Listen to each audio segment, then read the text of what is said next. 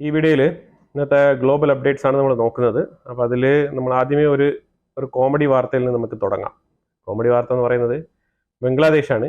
ബംഗ്ലാദേശിനും ഇന്ത്യക്കും ഇടയിൽ ഫൈറ്റർ ജെറ്റുകളുമായിട്ട് ബന്ധപ്പെട്ട് കുറേ പ്രസ്താവനകളൊക്കെ കഴിഞ്ഞ മാസങ്ങളിലുടനീളം നമ്മൾ കണ്ടതാണ്.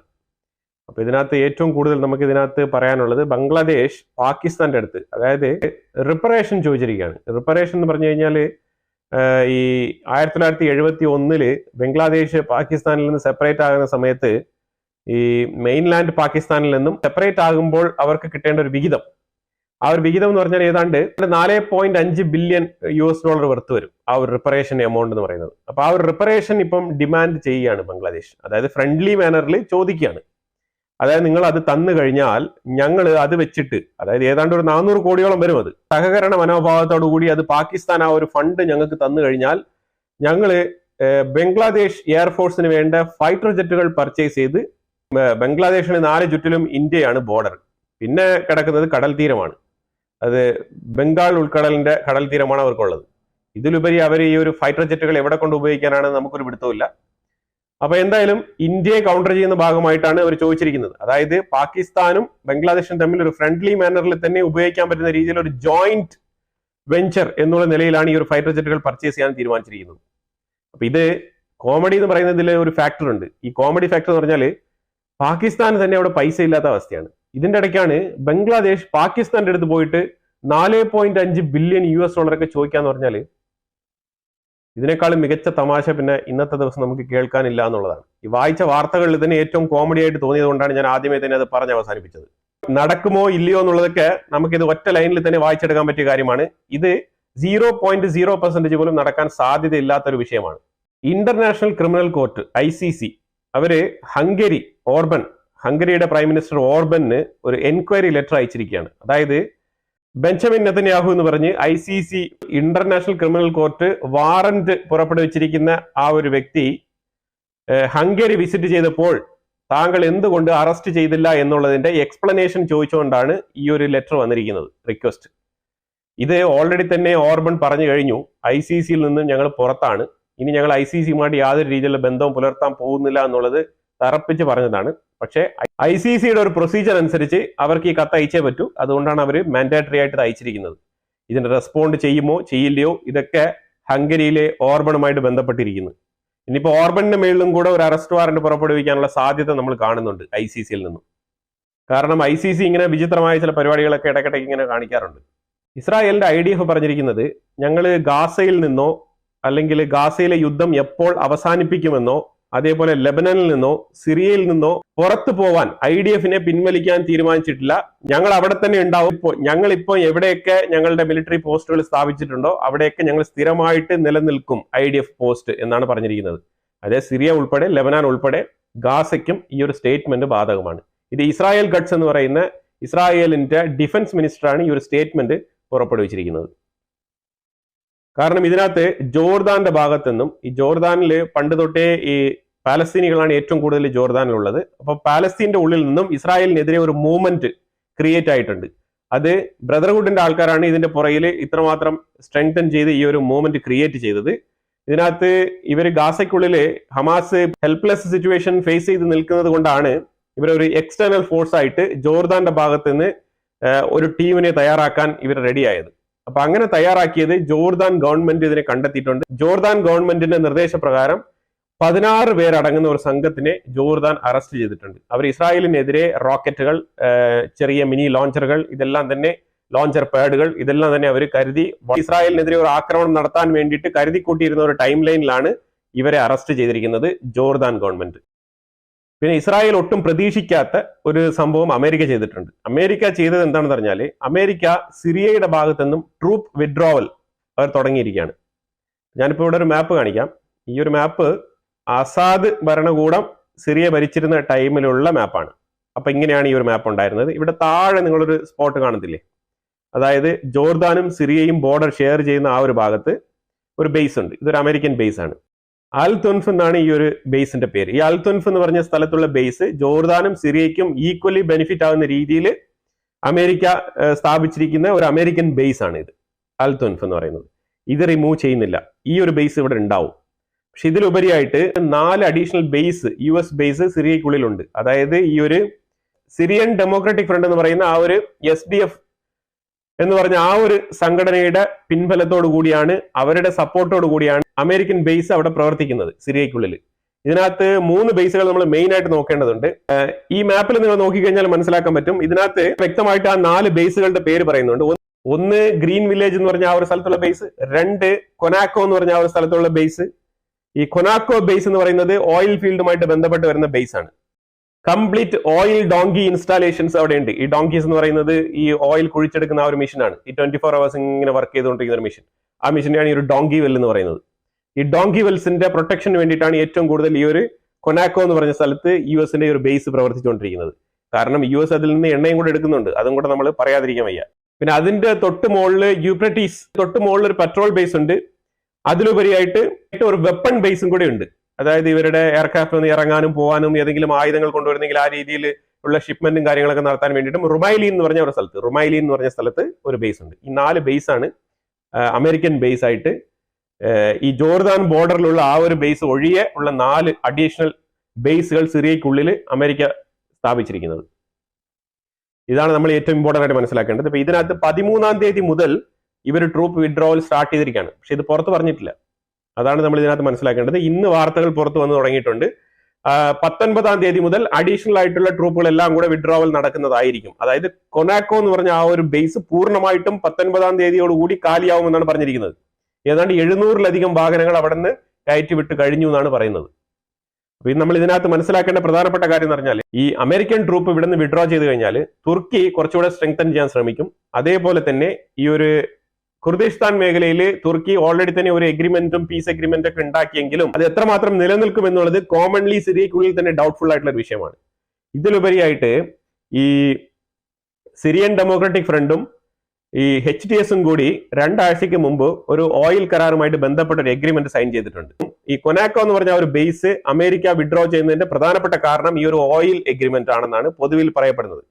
കാരണം ഇനിയിപ്പോ ഈ ഒരു ഓയിലിന്റെ പ്രൊട്ടക്ഷൻ അമേരിക്ക കൊടുക്കേണ്ടതിന്റെ ആവശ്യമില്ല അനാവശ്യമായിട്ട്. കാരണം അമേരിക്ക ഇനിയിപ്പോ ഇവിടുന്ന് ഓയിൽ എടുക്കാൻ പോകുന്നില്ല. ഇപ്പം ഇവർ ഇനിയിപ്പോ അഥവാ ഓയിൽ അമേരിക്കയ്ക്ക് കൊടുക്കുന്നെങ്കിൽ അത് മറ്റുള്ള രാജ്യങ്ങളിൽ നിന്ന് എങ്ങനെയാണോ അമേരിക്ക ഓയിൽ മേടിക്കുന്നത് അതേപോലെ തന്നെ ആ ഒരു കോൺട്രാക്ട് ബേസിസിൽ മേടിക്കുന്നതായിരിക്കും. സിറിയക്കുള്ളിൽ നിന്നും നടക്കാൻ പോകുന്ന ഓരോ വിഡ്രോവലിനും ഇസ്രായേലിന് ആശങ്കയുണ്ട് എന്നുള്ളത് തന്നെയാണ് നമ്മൾ മനസ്സിലാക്കേണ്ടത്. കാരണം ഈ വിഡ്രോവൽ ചെയ്യുന്നതിന് മുമ്പ് റഷ്യയുടെ ബേസ് തിരിച്ച് സിറിയക്കുള്ളിൽ പുനഃസ്ഥാപിക്കണമെന്ന് നെതന്യാഹു ഡയറക്റ്റ് ആയിട്ട് 2 വട്ടം ട്രംപിനെ കണ്ട് സംസാരിച്ചപ്പോഴും ഈ ഒരു വിഷയം ഉന്നയിച്ചിട്ടുണ്ടായിരുന്നു.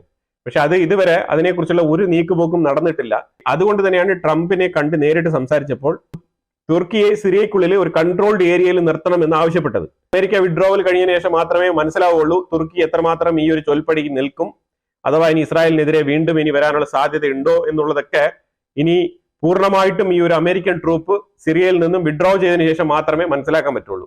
അപ്പൊ എന്തായാലും സിറിയയിലെ തൽക്കാലം അവസ്ഥ ഇതാണ്. ഈ മറ്റുള്ള 3 ബേസുകളിൽ നിന്നും ഈ കൊനാക്കോ മാത്രമല്ല ബാക്കിയുള്ള 3 ബേസുകളും വിഡ്രോ ചെയ്യും. പക്ഷെ ഇപ്പോഴല്ലെങ്കിലും വരും ദിവസങ്ങളിൽ അതിന്റെ നടപടിക്രമങ്ങളുമായിട്ട് അമേരിക്ക മുന്നോട്ട് പോകുന്നതായിരിക്കും. ഈ ബേസുകളും കൂടി അവിടെ നിന്ന് വിഡ്രോ ചെയ്യും എന്നാണ് പറയുന്നത്. പിന്നെ ഒരു വാർത്ത വരുന്നത് സൗദി അറേബ്യ യമന്റെ ഉള്ളിൽ ഹൂത്തികൾക്ക് നേരെ ആക്രമണം നടത്തിയിട്ടുണ്ട് എന്നുള്ളൊരു വാർത്ത വരുന്നുണ്ട്. സോഷ്യൽ മീഡിയയിലാണ് ഇപ്പോൾ വാർത്ത വന്നുകൊണ്ടിരിക്കുന്നത്. പക്ഷെ അതിന്റെ പ്രിന്റഡ് വേർഷൻ ആയിട്ട് എവിടെയും ആധികാരികമായിട്ട് പബ്ലിഷ് ആയി വന്നിട്ടില്ല. അതുകൊണ്ട് അതിന്റെ വാർത്ത ഞാൻ അപ്ഡേറ്റ് ചെയ്യാം. ഇറാൻ USA വിഷയം പറഞ്ഞു കഴിഞ്ഞാൽ ഈ ഫോക്സ് ന്യൂസിന് സ്റ്റീവ് വിറ്റ്കോഫ് കൊടുത്ത ഒരു ഇന്റർവ്യൂ ഇറാനെ ആശങ്കപ്പെടുത്തിയിട്ടുണ്ട്. അത് വേറെ ഒന്നുമില്ല, ഈ ഒരു ചർച്ച തീർന്ന പാടെ ഒന്നെങ്കിൽ ഞങ്ങൾ ഇന്നതാണ് സംസാരിച്ചത് എന്നുള്ളത് തുറന്നു പറഞ്ഞിരുന്നെങ്കിൽ ഈ പ്രശ്നമില്ലായിരുന്നു. ഇത് 2-3 ദിവസം അങ്ങോട്ടും ഇങ്ങോട്ടും വാക്പോരുകൾ മാത്രം കളിച്ചിട്ട് ഇപ്പൊ അവസാനം പെട്ടെന്ന് ഒരു സുപ്രഭാതത്തിൽ ഒരു ടെലിവിഷനിൽ പോയിട്ട് തുറന്നു പറഞ്ഞപ്പോഴത്തേക്കും അത് ശരിക്കും പറഞ്ഞാൽ ഇറാനും ആ വിഷയം പറഞ്ഞിട്ടില്ല. അപ്പം ഇത് വൺ സൈഡ് ഇരുന്ന് ഒരു ഗോൾ അടിച്ചത് പോലെ ആയിപ്പോയി. അപ്പൊ അതുകൊണ്ട് ഇറാൻ പറഞ്ഞത് ആയത്തുൽ ഖമനേയി തന്നെയാണ് ഈ സ്റ്റേറ്റ്മെന്റ് പറഞ്ഞിരിക്കുന്നത്. അതായത് യുറേനിയം എൻറിച്ച്മെന്റ് ഇല്ലാതാക്കിക്കൊണ്ടുള്ള ഒരു ഡീലിനും ഞങ്ങൾ സമ്മതിക്കില്ല. അമേരിക്കയുമായിട്ടുള്ള ഈ ഒരു ചർച്ച അത് ഇറാന്റെ 1000 ജോലികളിൽ ഒരു ജോലി മാത്രമാണ്. അതുകൊണ്ട് അതിനെക്കുറിച്ച് കൂടുതൽ ഒപ്റ്റിമിസ്റ്റിക് ആയിട്ട് ഇവിടെ കൂടുതൽ ചിന്തിക്കേണ്ട ആവശ്യമൊന്നുമില്ല. നമുക്ക് വേറെ പല ജോലികളുണ്ട്. ആ ചർച്ച ആ വഴിക്ക് നടക്കും. പിന്നെ നമ്മളുടെ റെഡ് ലൈൻ എന്താണെന്നുള്ളത് നമ്മൾ വളരെ കൃത്യമായിട്ട് തന്നെ ധരിപ്പിച്ചിട്ടുണ്ട്. അതിനനുസരിച്ചുള്ള കാര്യങ്ങളുമായിട്ടൊക്കെ എഗ്രിമെന്റ് മുന്നോട്ട് വരുന്നെങ്കിൽ നമ്മൾ തീർച്ചയായിട്ടും അതുമായിട്ട് മുന്നോട്ട് പോകും. ഇല്ലാന്നുണ്ടെങ്കിൽ നമ്മൾ നിരുപാധികം തള്ളിക്കളഞ്ഞിട്ട് നമ്മളുടെ എയിം എന്താണോ അതിനനുസരിച്ച് നമ്മൾ മുന്നോട്ട് പോകും എന്നാണ് പറഞ്ഞിരിക്കുന്നത്. ആയത്തുൽ ഖമനേയിയാണ് ഈ ഒരു സ്റ്റേറ്റ്മെന്റ് പറഞ്ഞിരിക്കുന്നത്. പക്ഷെ അമേരിക്കൻ സൈഡിൽ നിന്നും യുറേനിയം എൻറിച്ച്മെന്റ് തടയണം. യുറേനിയം എൻറിച്ച്മെന്റ് ചെയ്യാൻ വേണ്ടിയിട്ട് നിങ്ങൾ മുന്നോട്ട് പോകുകയാണെന്നുണ്ടെങ്കിൽ ഇതുമായിട്ട് ബന്ധപ്പെട്ട എല്ലാ വിഷയങ്ങളിലും തടഞ്ഞു നിർത്തുകയും ചെയ്യും. അതേപോലെ ആക്രമണവും നടക്കും എന്നാണ് പറഞ്ഞിരിക്കുന്നത് അമേരിക്ക. വീണ്ടും വീണ്ടും ഭീഷണി സ്വരം തന്നെയാണ് ഉയർന്നു കേൾക്കുന്നത്. അപ്പൊ എന്തായാലും ചർച്ച ഇനിയിപ്പോ 19-ാം തീയതി ഒരു ചർച്ചയുണ്ട്. അത് കഴിയുമ്പോഴത്തേക്കും കുറച്ചുകൂടെ വ്യക്തത വരുന്നതായിരിക്കും ഈ വിഷയങ്ങളിൽ. അതുവരെ രണ്ടുപേരുടെയും ഡയലോഗ്, അതായത് അമേരിക്കയും ഇറാനും തമ്മിൽ പരസ്പരം അങ്ങോട്ടും ഇങ്ങോട്ടും ഈ ഒരു ഡയലോഗ് വാരിക്കോരി അങ്ങ് എറിയുകയാണ്. നമുക്ക് കേട്ട് കഴിയുമ്പോൾ മനസ്സിലാക്കാൻ പറ്റുന്നത് ഇവര് വാഗൊണ്ട് തന്നെ യുദ്ധം ചെയ്യുകയാണെന്നുള്ള ഒരു പ്രതീതിയാണ് നമുക്ക് മനസ്സിലാക്കാൻ പറ്റുന്നത്. അതുപോലെ ജപ്പാനും അമേരിക്കയും തമ്മിൽ ഇന്ന് നെഗോസിയേഷൻ നടന്നായിരുന്നു താരിഫുമായിട്ട് ബന്ധപ്പെട്ട്. പല സെക്ഷൻസിലായിട്ടുള്ള ബ്രീഫ് ആയിട്ടുള്ള മീറ്റിംഗ് ആണ് നടന്നത്. തീർച്ചയായിട്ടും അതിനെക്കുറിച്ച് വിവരങ്ങൾ പുറത്തു വന്നിട്ടില്ല. പക്ഷേ രണ്ടുപേരും തമ്മിൽ ഹാപ്പി ആയിട്ടാണ് അവർ. പിന്നെ ട്രംപ് അതിനെക്കുറിച്ച് വളരെ എക്സൈറ്റ്മെന്റോട് കൂടിയാണ് പോസ്റ്റ് ഇട്ടിരിക്കുന്നത് എക്സ് പ്ലാറ്റ്ഫോമിൽ. അമേരിക്കയിൽ നിന്നും സ്റ്റീവ് വിറ്റ്കോഫും മാർക്കോ റൂബിയോയും, സ്റ്റേറ്റ് സെക്രട്ടറി മാർക്കോ റൂബിയോ, രണ്ടുപേരും കൂടെ ഫ്രാൻസ് വിസിറ്റ് ചെയ്തിരിക്കുകയാണ്. ഫ്രാൻസ് വിസിറ്റ് ചെയ്ത് ചോദിച്ചത്, മാക്രോൺ ഫ്രാൻസിന്റെ ഭാഗത്ത് നിന്ന് പിന്നെ സ്വരം വല്ലാത്ത രീതിയിൽ വിഘടിക്കുന്നുണ്ടല്ലോ. കാര്യം ഈ ട്രംപ് ഭരണത്തിൽ വന്നതിന് ശേഷം മാക്രോൺ കുറച്ച് അഗ്രസീവാണ്. എന്താണ് കാര്യം എന്ന് ചോദിച്ച് മനസ്സിലാക്കാൻ വേണ്ടി പോയതാണ്. അതായത് എന്തെങ്കിലും പ്രശ്നമുണ്ടോ, എന്തെങ്കിലും പരിഹരിക്കണോ, എന്താണ് സംഭവം എന്നുള്ളതൊക്കെ ഒന്ന് ചോദിച്ച് മനസ്സിലാക്കാനും ഒരു ഫ്രണ്ട്ലി മീറ്റപ്പിന് വേണ്ടിയിട്ടാണ് വന്നത് എന്നുള്ള നിലയിലാണ് അവർ പറഞ്ഞത്. അപ്പൊ പലതരത്തിലുള്ള വിഷയങ്ങൾ അവർ അവിടെ ചർച്ച ചെയ്തു. അതിൽ പിന്നെ മിഡിൽ ഈസ്റ്റ് കോൺഫ്ലിക്ട് ഉൾപ്പെടെ ഗാസ വിഷയം ഉൾപ്പെടെ ഗാസയെക്കുറിച്ച് വളരെ വൈഡ്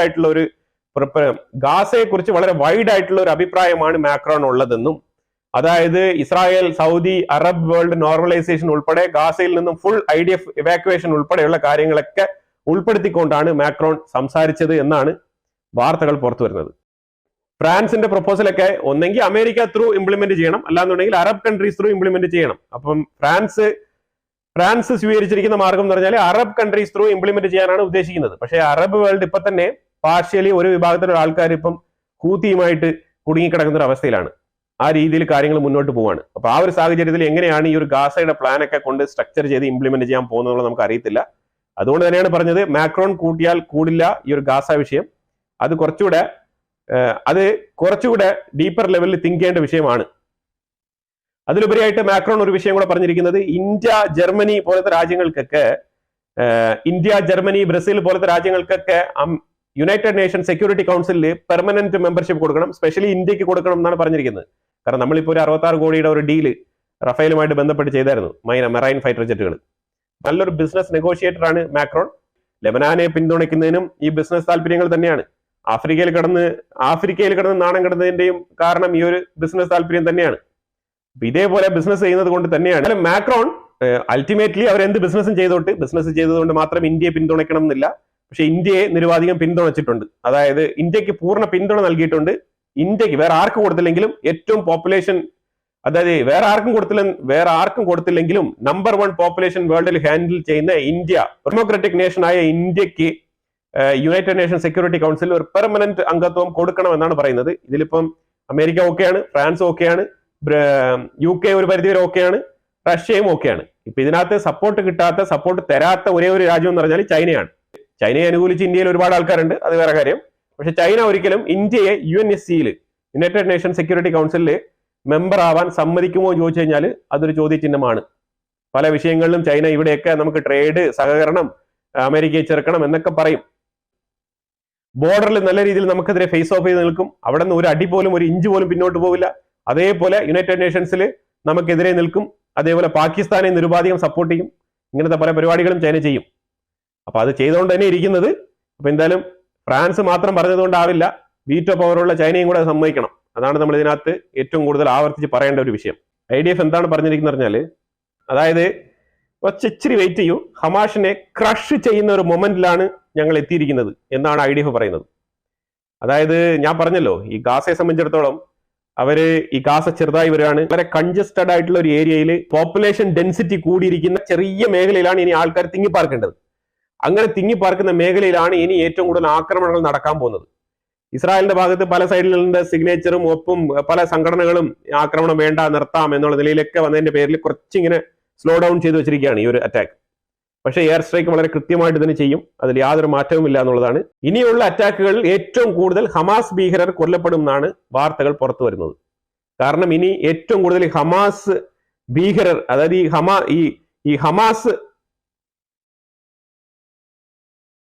ഈ ഹമാസ് സംഘടനയിൽപ്പെട്ട ആൾക്കാരാണ് ഇനി ഏറ്റവും കൂടുതൽ ഈ ഒരു സെൻട്രൽ ഗാസ ഭാഗത്തും ഈ സെൻട്രൽ ഗാസ ഭാഗത്തും അതേപോലെ Khan Yunus, central Gaza, Gaza city ഈ ഭാഗങ്ങളിലൊക്കെ ഏറ്റവും കൂടുതൽ ഈ ഹമാസ് സംഘടനയിൽപ്പെട്ട ആൾക്കാരാണ് ഏറ്റവും കൂടുതൽ തിങ്ങി പാർക്കുന്നത്. അപ്പൊ അവിടെയാണ് ഇനി ആക്രമണങ്ങൾ വളരെ പ്രിസൈസ് ആയിട്ട് നടക്കാൻ പോകുന്നത്.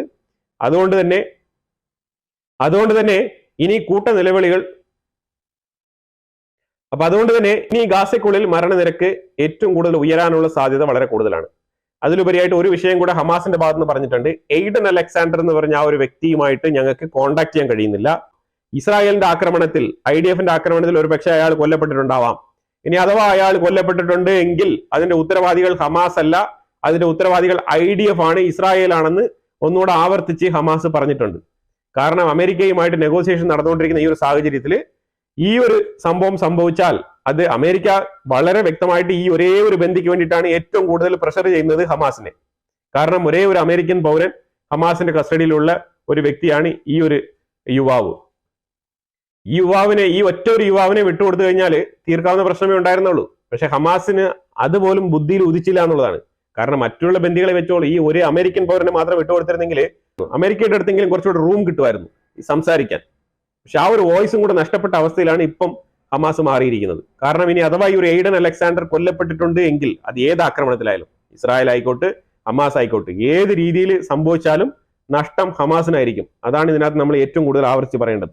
അപ്പൊ എന്തായാലും സമഗ്രമായ കുറെ വിഷയങ്ങൾ നമ്മൾ ഇവിടെ പങ്കുവച്ചിട്ടുണ്ട്. ഇതിനെക്കുറിച്ചുള്ള അഭിപ്രായങ്ങൾ കമന്റ് ബോക്സിൽ രേഖപ്പെടുത്തുക. അതുപോലെ ചാനൽ മറക്കാതെ സബ്സ്ക്രൈബ് ചെയ്യുക. വീണ്ടും അടുത്ത വിഷയമായിട്ട് വരാം. Thank you so much.